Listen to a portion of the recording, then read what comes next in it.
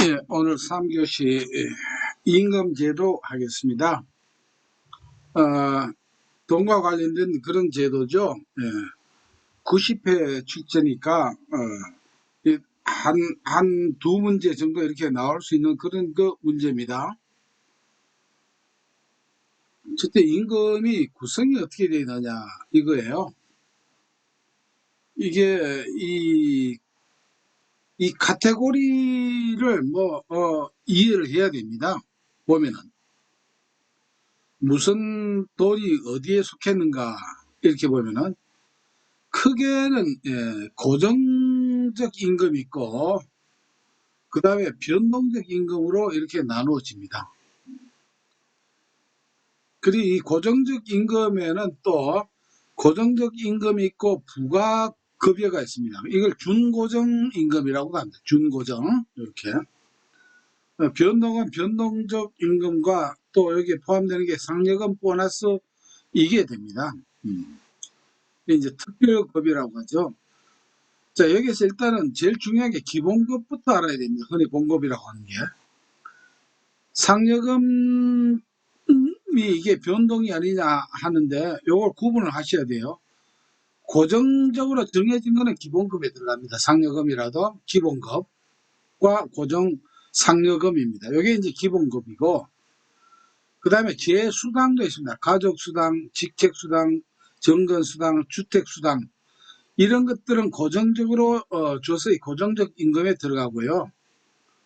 이제 중고정이지만은 부가로 된 이 고정이 있습니다. 퇴직금, 금이네요. 4대 보험료, 교육, 훈련비 이런 것은 고정적 임금에 들어갑니다. 이제 변동적 금리는 그 말대로 고정이 안 돼 있으니까 변동이죠. 변동. 제일 쉬운 게 뭡니까? 성과급이죠. 성과라고 하는 게 어때 성과에 따라 변동이 될 수밖에 없죠. 그래서 이걸 이제 변동적 임금이라고 하고, 초과 근무 시간도 초과 근무를 매일 일정하게 초과하는 게 아니죠. 많이 할 때도 있고 적게 할 때도 있고 거기에 따라서 변동이 되는 것입니다. 또는 뭐 숙직이나 일직수당 이런 것도 할 때마다 이렇게 변동이 돼서 주는 것이죠. 여기에 이제 상여금도 이렇게 변동에 들어가면 특별히 주는 특별 보너스 있겠죠. 이런 거는 변동급여에 들어갑니다. 그러나 뭐 분기마다 준다거나 이렇게 정해져 있는 상여금 1년에 몇 프로 준다 정해져 있는 것은 이것은 고정적 임금에 들어간다. 일단 이렇게 정리를 하시면 됩니다. 그래서 이거는 이제 문제를 풀어서 자꾸 익히면 됩니다. 한 두세 번 익히면 됩니다. 그렇게 어렵지 않고요. 그리고 이제 구분을 하셔야 될 게 이 평균 임금과 통상 임금 이거는 구분을 하셔야 됩니다. 왜냐하면은 이게 아마 노동 관련 법규를 여러분들 미리 공부하신 분들 있다고 하면은 아시겠지만은 이게 평균 임금, 통상 임금은 노동 시장론에서 출제가 되지만은 노동 관련 법규에서 이게 많이 나옵니다. 왜냐하면 법규에 뭐가 나오느냐면은 여러 가지 보상을 하는 이 법률이 있어요. 이게 그래서 평균 임금을 일단은요 기본급 플러스 재반 수당을 같이 넣어줍니다. 기본급 플러스 재반 수당. 재반 수당을 다 넣어주고 통상 임금은 정기 일률적으로 고정적 지급액입니다. 왜 이걸 말씀드리냐면 그러면 전체적으로 보면 평균 임금이 클까요? 통상 임금이 클까요? 평균 임금이 더 액수가 평균 임금으로 계산하면 임금이 더 커져요. 왜냐하면 기본급에서 재반 수당을 다 넣어주니까. 그러니까 이 문제 때문에 뭐냐면은 노조하고 기업하고 이렇게 다툼이 일어나는 경우가 있죠. 모든 걸 전부 다 평균 임금으로 계산해 달라 하고 기업에서는 통상 임금을 하자고 이렇게 주장을 하는 것이죠. 왜? 거기에 따라서 퇴직금이라든가 이게 환산하는 게 전혀 달라집니다. 그러면 평균 임금은 뭐냐면 그 사람이 3개월 동안 어떤 기준을 할 때 정할 때 3개월, 오늘이라고 하면 3개월 전까지 이렇게 딱 거슬러 올라갑니다. 그래서 이 임금, 여기에서부터 받은 임금 총액을 그 일수로 나누는 것입니다. 나눠주면은, 예를 들어서 이 3개월 동안에 내가 받은 임금이 예를 들어서 뭐 3천만이라고 합시다. 그러면 이때 일수는 뭐 토요일, 일요일 뭐 크고 적은 날이 있고 다르겠지만은 예를 들어서 뭐 90일이라고 합시다. 그러면 이렇게 나눠준 이 금액이 계산을 하면은 길게 계속 나오겠네요. 94번 27 뭐 쭉 해서 쭉쭉 나오겠죠. 이렇게 나오는 이것이 이게 이제 평균 임금이고, 통상 임금은 정기적으로 고정적으로 지급해 주는 건데, 시간급, 일급, 주급, 월급, 도급 이런 것도 다 포함이 되고요. 이렇게 들어갑니다.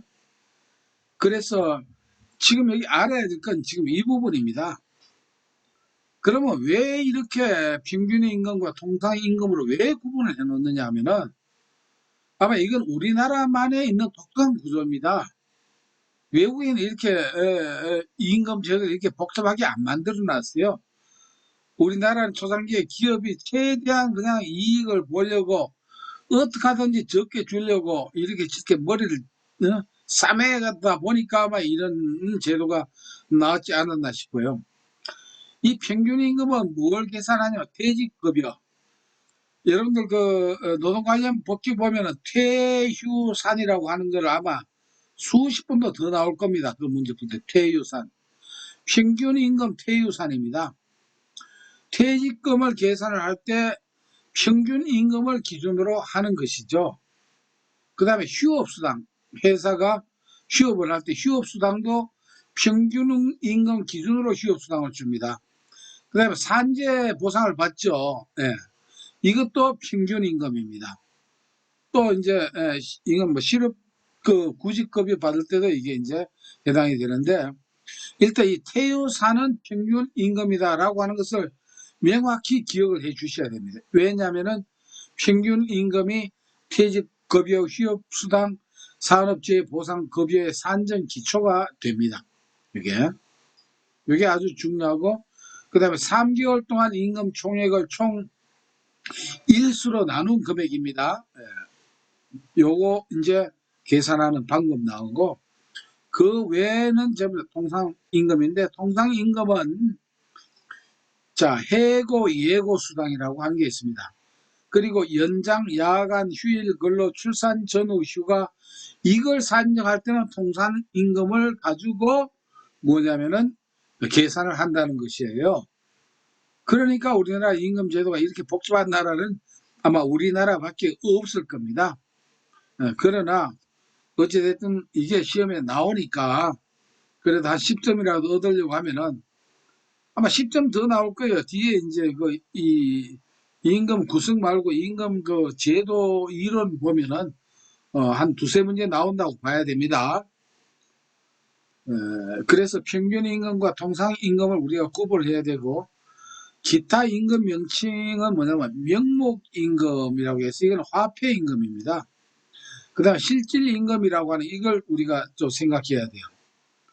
자, 화폐 임금은 뭐냐 하면은, 이게 화폐 임금은 뭐냐면 노동자는, 근로자는 화폐 임금을 선호합니다. 화폐 임금. 화폐 임금을 선호한다. 근로자는 화폐 임금을, 그런데 이 화폐 임금이 뭐냐? 임금이면 임금이지. 화폐 임금은 뭐냐? 이걸 제가 한마디로 쉽게 정리를 해드릴게요.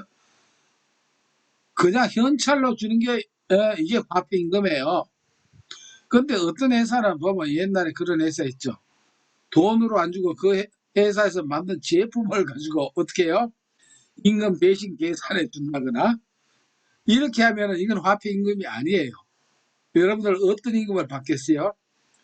예를 들어서 여러분들은 만약에 옷 공장에 근무한다면 월급 300만 대신 옷을 그냥 300만 원씩 준다면 머리 아프죠. 예. 그래서 현찰로 주는 게 화폐 임금이고, 비화폐 임금은 다른 걸로 주는 것을 이제 비화폐 임금이라고 이렇게 보면 됩니다. 자, 임금 이제 문제를 한번 보겠습니다. 임금 체계를 구성하는 다음에 요소들 가운데 일반적으로 가장 중요시 되는 게 뭡니까? 뭐니 뭐니 해도 기본급이죠. 예, 이 기본급이 제일 중요합니다. 임금 체계 유형으로 볼 수 없는 것은, 유형으로 볼 수 없는 거는, 이거는 이제 부가급이나 말대로 나중에 그 임금 제도 나오면 인공급, 직능급, 직무급 나오는데, 이거는 부가급은 뭐냐면은 원칙적으로 보면 이거를 임금 체계 유형이라고 볼 수 없습니다. 다른 말로는 일종의 뭐 성과급이라고 할 수 있겠죠. 이건 뭐 문제가 많은데 일일이 이거는 보는 것보다는 이거는 설명이 다 돼 있거든요. 밑에 아주 저는 이 설명을 아주 간단하게 모든 문제마다 아주 간략하게 해놨어요. 요점만. 그래서 기억하기 쉽게 임금 지급 시기는 구성 요소는 아니죠. 임금 주는 방법이지 구성 요소는 아닙니다. 이렇게 보고 고정적 임금 하면은 여기 이제 앞에 있는 거 문제 몇 번 풀면은 됩니다. 고정되어 있는 거는 변동되어 있는 거 빼면 되겠죠. 뭡니까? 초과라든가 성과 이런 거겠죠. 예. 그러면 이 초과 들어가고 성과 들어가고 그 다음에 초과 들어가고 성과 들어가고 이거 빼버리면 결국 3번밖에 안 남죠. 이렇게 풀어도 됩니다. 변동급여는 초과나 성과 이거다 이렇게 해서 과자가 여튼 들어갑니다. 과자. 그게 이제 변동급여다. 자, 그 다음에 요거는 다 이제 보시면은 전혀 뭐 혼자서도 다 할 수 있는 거를 굳이 이렇게 할 필요가 없습니다. 궁극적으로 여러분들 한 번은 다 보셔야 되거든요. 뭐 두 번 풀면은 감이 저절로 다 잡힙니다. 임금 체계의 공평성은 근로자의 공헌도에 따라 임금을 지급하면 아무도 불만이 없습니다. 근데 딴 걸로 이렇게 하면은 좀 거리가 먼 것이 됩니다. 이것도 역시 기한 정도에 받는 게 형평 분배입니다. 형평. 임금을 평등 분배하면 회사 말아먹죠. 일 안 합니다. 그러다간. 우리가 임금이 생존권을 보장하는 건 아닙니다. 생존권 보장은 자기가 해야죠. 그거는 임금은 임금으로서 끝나는 것입니다. 자, 여기서 보면은 A 산업의 평균 임금이 B 산업보다 높다. 평균 임금이 높다. 임금이 여하튼 높다라고 생각을 합시다. 그러면은 뭔가 이런 경우 나왔을 때는 A 산업이 B 산업보다 어떻습니까? 뭔가 좋기 때문에 그렇게 되는 겁니다. 그러면 A 산업의 노동조합이 이렇게 더 강해야 되는데 약하다 이렇게 나오면 아니죠. 바로 1번에 바로 답이 나오죠. 생산성이 A가 크다. 숙련도도 A 산업이 크다. 성장하고 있고 대응을 잘하고 있는데 B 산업은 대응을 못하고 있다. 이런 경우 이렇게 보면은 한번 보면은 다 됩니다. 똑같은 문제고 여기 이제 나오죠. 우리나라 임금 체계에 관한 설명과 가장 먼 것은 통상 임금의 산정에서 초과급여, 특별급여, 업적수당, 생활보조수당은 포함하지 않습니다. 통상 임금에는요. 그래서 이제 불만이 되죠. 특별급여 이런 거를 산정을 안 해줍니다. 이런 거 조금 특별히 좀 기억을 해주시고 임금의 경제적 기능에 대한 설명으로 틀린 것입니다. 임금 결정에서 기업주는 동일노동, 동일임금을 선호한다. 이게 동일노동, 동일임금이 완전 경쟁시장 이론이죠. 이건 누가 선호합니까? 이거는 근로자가, 노동자가 선호하는 것이죠. 노동자는 동일노동, 차등임금을 선호하지 않습니다. 노동자가 바라는 것은 동일노동, 동일임금을 선호한다는 것이니까 이건 이제 반대가 됩니다. 조금 상식적으로 보시면 알고 요건 임금이 하방 경기다라고 하면서 하방으로 대자 안 내려가는 이런 것이죠. 자, 이런 거 보면 일단 Recording in 장기 progress. 노동 계약을 하면 잘 안 내려가는 거 맞죠? 물가가 지속적으로 상승한다라고 해서 안 내려가는 건 아닙니다. 오히려 이거를 거꾸로 아셔야 돼요. 요 문제는 제가 꼭 설명을 해야 될 필요가 있어요. 요 뒤에도 이런 그 비슷한 내용이 많이 나오는데, 우리가 소득 정책에 대해서 제가 설명을 해야 되겠습니다. 아무리, 그래도 요거는 짚고 넘어가야 되거든요. 요걸 바로 이해하셔야 됩니다. 이 소득 정책이 오늘날 그 문재인 정부가 말하고 있는 소득 주도 정책하고는 다릅니다. 그거하고는 달라요. 이거는 경제 이론에 나와 있는 아주 유명한 정책이에요. 왜냐하면은 우리가 소득 정책 하니까 이 말만 보고는 뭐가 됩니까? 아, 소득을 많게 하는 정책이라고 생각을 하죠. 그게 아니다라고 하는 것이에요. 이게 왜 그러냐면, 소득 정책은 어떤 때 쓰느냐면 인플레를 잡기 위해서 쓰는 정책, 일시적으로 쓰는 정책입니다. 물가가 너무 올라가요. 그러니까 물가가 너무 많이 올라간다고 하는 것은 돈이 많이 풀렸다, 적게 풀렸다? 돈이 많이 풀렸다는 거예요. 돈의 공급이 많으니까 물가가 올라가는 거예요. 왜? 물질은 한계되어 있고 돈은 많이, 공급이 많이 되면은 올라가잖아요. 수요와 공급의 원칙에 의해서. 그럴 때 이 인플레를 잡기 위해서 소득 정책은 임금을 다운시키는 겁니다. 공무원들 임금도 다운시키고 회사 임금도 월급을 전부 다 깎아내리는 거예요. 그러니까 소득 정책은 인플레를 잡기 위해서 임금을 올리는 게 아니고 임금을 내리는 겁니다. 그러니까 하방 경직이 안 돼요. 무너져 버려요. 이 하방 경직이. 여기 막고 있던 게 왜 내려오니까. 그 요거는 이해를 하셔야 되는 문제입니다. 그래서 소득 정책은 우리가 임금 제도에서 두 가지 기억해야 될 게 있는데, 소득 정책은 임금을 올리는 게 아니고 임금이 내려오는 겁니다. 내려오는 거. 왜? 인플레를 잡기 위해서 일시적으로 쓰는 정책입니다. 또 하나 뒤에 나옵니다만 여러분들이 아셔야 될 게, 최저임금제. 참고로 여러분들 참 아세요? 이게 참 뒤에 문제도 있죠. 일단 원래 최저임금은 8,720원이죠. 내년은 9,160원으로 올랐습니다만은, 이것도 문제가 또 나올 수 있거든요. 간혹 나와요. 자, 최저임금제가 뭐냐면은, 이게 최저임금제 때문에 고용이 축소가 된다라고 하는, 이것도 꼭 기억해 주십시오. 고용이 축소가 됩니다. 일자리가 줄어듭니다. 대표적인 예로, 원래만 하더라도 최저임금제 때문에 어떻게 됐어요? 편의점에서, 뭐 일자리 많이 날라가죠. 내년부터 이제 9,160원 하면은, 이제 일자리가 줄어듭니다. 그래서 최저임금제는 고용이 확대가 되는 게 아니고 고용이 축소가 된다는 거. 그 다음에 소득정책은 임금이 올라가는 게 아니고 임금이 내려온다는 거. 왜? 인플레를 잡기 위해서. 그래서 소득정책하고는 임금제를 분리해서 생각해서는 안 되고, 또 하나는 최저임금제는 일자리가, 노동 수요가 줄어든다라고 하는 것을 꼭 이 두 가지를 연관시켜서 기억하시면 되겠습니다. 자, 이제 임금제 종류가 나옵니다. 임금제. 우리나라 임금제 많습니다. 임금제 이제 근속 연수에 따라 하는 게 연공제입니다. 연공제.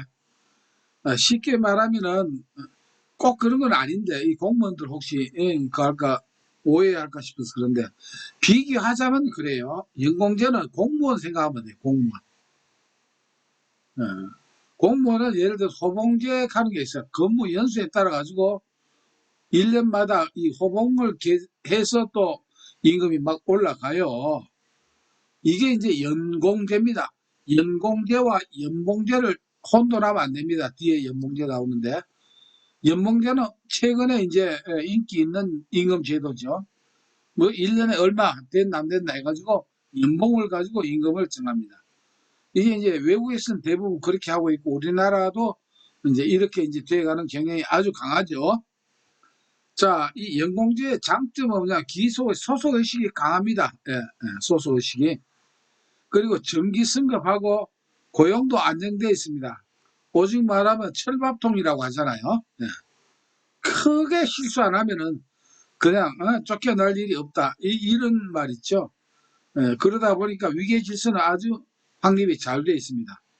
인력 관리가 용이한 거는 달리 용이한 게 아니고 아주 폐쇄적이에요. 들어가기 힘들고 그 안에서 뭐 용이할 수밖에 없죠. 모든 게 이제 호봉으로 관리하고 하다 보니까 위계 질서가 잘 잡혀 있죠. 그 대신에 단점이 있습니다. 전문 기술 인력 확보가 곤란합니다.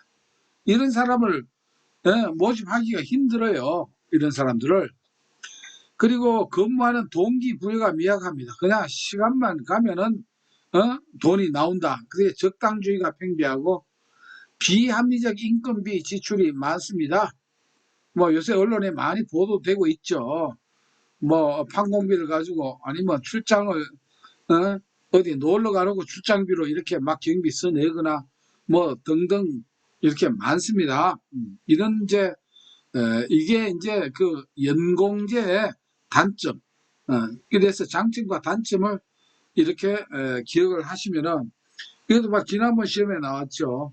건성 연수 나오면은 이게 연공급입니다. 연공급 건성 연수. 그러면은 이거는 장단점 비교하면은 이거 다 됩니다. 연공급. 연공급은 쉬워요. 공무원 비교하면은 이렇게 쭉 다 됩니다. 어려운 게 하나도 없습니다. 자, 연공급을 우리가 속임급이라고도 이렇게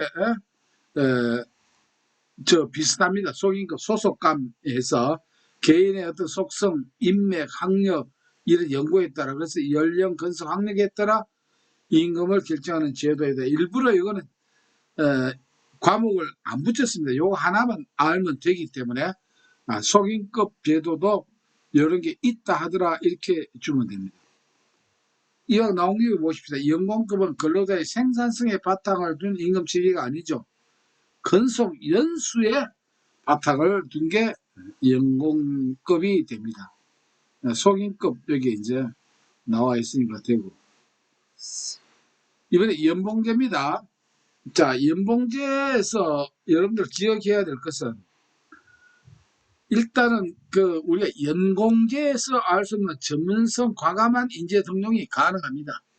이거는 왜냐하면 건속 연수와 상관이 없어요. 이거는 능력 있는 사람을 어떻게 해요?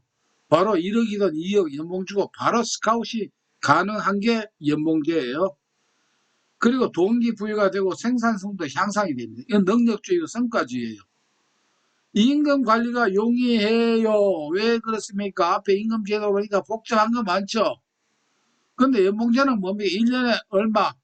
그걸로 끝이에요. 그렇죠? 예. 예를 들어서 1년에 1억 2천이다 하면은 한 달에 1200만 원씩 나눠주면 되는 거, 그렇게 하거나 아니면 한꺼번에 주면 되는 거예요. 이런 게 임금 계산이 아주 용이합니다. 뭐 성과금 뭐 어쩌고 저쩌고 이런 거 필요가 없다는 것이죠. 그런데 여러분들 기억해야 될 게 요겁니다. 요거. 다 좋은 것만 있는 건 아니더라고요. 단점이 있어요. 구성원 상호간의 단절감, 협조가 잘 안 된다는 겁니다. 예를 들어서 나이도 먹고 회사에 오래 근무한 사람은 연봉이 뭐 6천만 원인데 능력이 있다고 나이도 젊은 사람이 와서 연봉을 2억을 받거든요. 이렇게 되니까 어떻게 돼요? 사람 이상 위화감이 생기겠죠. 이래서 협조가 잘 안 돼요.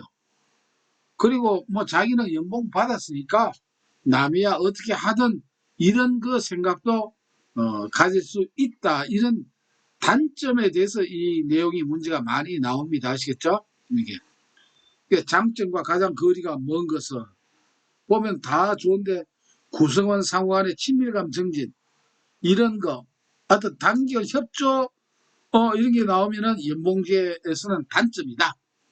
이렇게 생각하면 됩니다. 그래서 뭐 이것도 마찬가지예요. 상호 간의 협조성이 높아진다가 아니죠. 이게 연봉제의 단점이기 때문에 그렇습니다. 이게 어떤 임금 제도가 많이 나오죠. 요거는 조금 뒤에 나오지만 연봉제 성공을 위한 조건과 가장 거리가 먼 것은 다 목표도 있고 인사국가도 있는데 이 품질관리 제도는 뒤에 나오는 직무급 임금 체계에서 중시합니다. 품질관리 제도는 미리 한번 이렇게 바로 직무급 제도가 나오네요. 여기. 이거는 개별 임금 격차에 대한 불만을 해소합니다. 연봉제 이런 거. 왜? 우리가 그거 했죠. 직업정보론에서 직무 분석 이런 게 있잖아요. 그런 직무 분석 어떤 평가표에 의해 가지고 딱딱 주거든요. 예. 그러니까 임금 격차가 있다 하더라도 불만이 없어요. 왜? 그 기준대로 해주기 때문에 그렇다는 거죠. 그러다 보니까 임금비가 효율적으로 관리됩니다. 왜? 돈도 모든 분석과 평가를 기준으로 해서 주기 때문에 그렇죠. 그 대신 단점이 있어요. 이렇게 돈을 지급하는데 임금을 지급하는데 이렇게 효율적으로 관리해야 하다 보니까 이게 실시하려면은 참 쉽지가 않습니다. 전문가가 아니고는 이 계산을 잘 못해요. 그래서 좋기는 좋지만 단점이 실시가 용이하지가 않고 그 다음에 이건 능력 위주의 인사 풍토를 조성하는 게 장점이에요. 직무급은 양과 질을 중시한다는 거 요거 생각하시고요. 그 대신에 배치 전환이 어렵습니다. 왜? 그 분야에 그 직무의 특성이 있기 때문에 함부로 그 직무에 잘하고 있는 사람을 다른 부서로 이렇게 전환하기가 어렵다는 이런 단점이 있더라. 요 장점과 단점, 요 특점을 이렇게 뽑아놨으니까 네, 그걸 가지고 푸시면은 뭐 쭉쭉 다 풀립니다. 이게 왜냐하면 저 문제의 구성을 말이죠. 약 뭐 11, 2년 동안 모든 문제를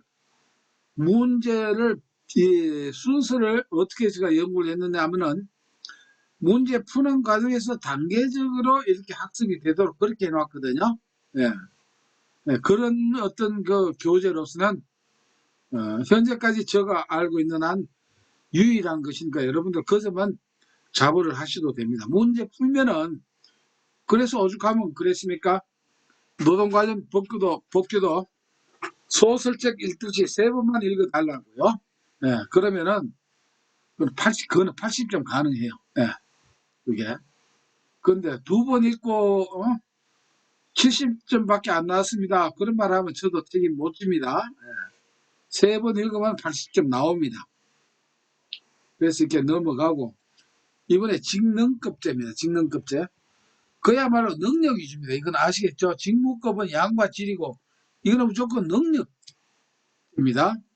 뭐 그러니까 직무 수행 능력이 기준입니다. 그래서 뭐 이거는 그걸로 다 해결 다 됩니다. 성과급제는 역시 뭡니까? 성과대로 이걸 뭐라고 합니까? 돈 내기라고 하나? 그 일본 말로 그렇게 하죠. 그냥 그 일만 하루에 마치든 일주일에 마치든 성과만 되면은 그 성과에 따라서 이렇게 주는 거죠. 그래서 그렇게 하면 소도 잡아먹는다는 그런 속담이 있더라마는 여하튼 근로 능률 자극의 최고예요. 성과급이. 예. 그 대신에 노동 비용과 생산량의 객관적 측정이 이게 좀 필요하겠죠. 성과를 잘 특정하기가. 그리고 뒤에 아마 나오겠지만 이게 단점이 또 하나 있어요. 성과를 위주로 하다 보니까 품질 불량이 많을까요? 적을까요? 품질 불량품이 많습니다. 아시겠죠? 예. 에러가 많이 나요. 사람이 하여튼 더 많이 하려고 욕심을 성과를 내려고 하다 보면 불량품이 많이 나온다는 그런 것도 있습니다. 자, 여러분들 보면 이 문제가 중요하다, 중요하지 않다는 제가 말을 할 필요가 없습니다. 이것도 원래 1회도 나왔죠. 1회 나온 거 보면은 요건 이런 거는 어렵지가 않지만 이런 데서는 틀리면 배가 아프거든요. 이런 문제는 틀릴 필요가 없습니다. 이건 뭡니까? 근로의 능률 자극하는 거죠. 임금 계산 어렵습니다.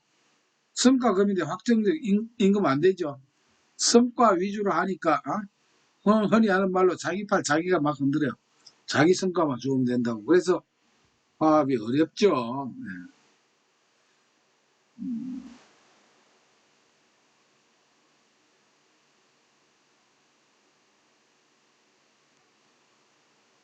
네, 요것도 참고를 하시고요. 통제 관계가 잘 안 됩니다. 물론 성과급제는 고정급제에 해당이 안 되겠죠. 그렇죠? 능력급제죠. 예, 임금 이론인데 봅시다. 임금 이론이 요게 이제 사실상 과목이 좀 한 8개쯤 되거든요. 그래서 요거를 도중에 자르면 못하고 오늘은 요거 임금 이론 내일 하기로 하고요. 오늘 또 여러분들 오늘은 여기서 마치고 또 내일 또 뵙도록 하겠습니다. 예, 이것으로 마치겠습니다. 예, 감사합니다.